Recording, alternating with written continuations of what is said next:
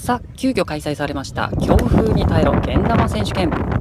おっと、ここで早くもケットンオリジナルペイントけん玉が脱落。この強風の中、見事優勝するのはどのけん玉なのか。解説はケットンがお送りしております。続いて海外勢盆栽けん玉も脱落。大空、サンガ、樋口、ルーツ、数件も耐えられない。 USA とグレインセオリー、優勝するのはどっちだ。僅差でグレインセオリーが勝ちました。